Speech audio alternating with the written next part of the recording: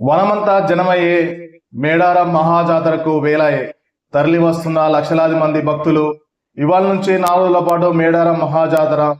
సార్లమ్మ, పడిగద్దరాజు, గోవిందరాజు గద్దెలపైకి రావడంతో తొలిఘట్టం. ఇవాళ రాత్రి గద్దెలపైకి రానున్న సార్లమ్మ, పడిగిద్దరాజు, గోవిందరాజు.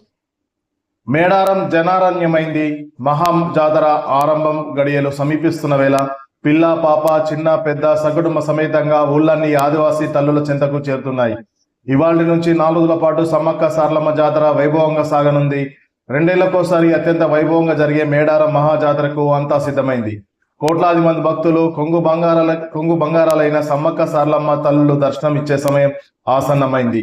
ఆదివాసీ పూజారులు, డప్పు శబ్దాలు, డోలు వాద్యాల నడుమ సార్లమ్మ, పడిగిద్దరాజు, గోవిందరాజులు ఇవాళ సాయంత్రం గద్దెలపైకి రానున్నారు.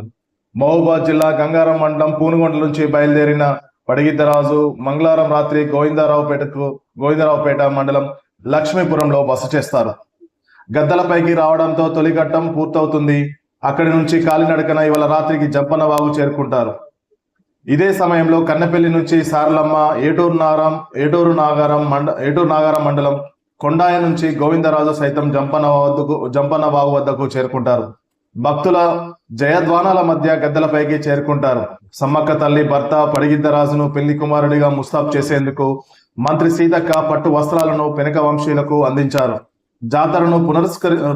జాతరను పురస్కరించుకొని మేడారం విద్యుత్ దీప కాంతులతో శోభాయమయమైంది.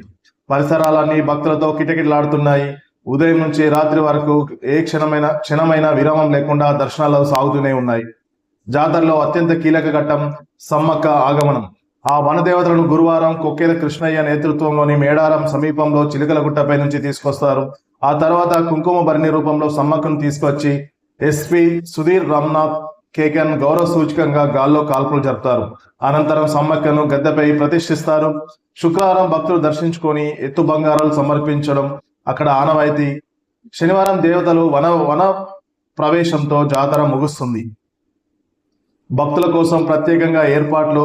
వనదేవతల దర్శనం కోసం రాష్ట్రం నుంచే కాకుండా ఇతర రాష్ట్రాల నుంచి కూడా సైతం భక్తులు భారీగా తరలి వస్తున్నారు. ఆర్టీసీ, ప్రైవేటు వాహనాలన్నీ మేడారం బాట పడుతున్నాయి.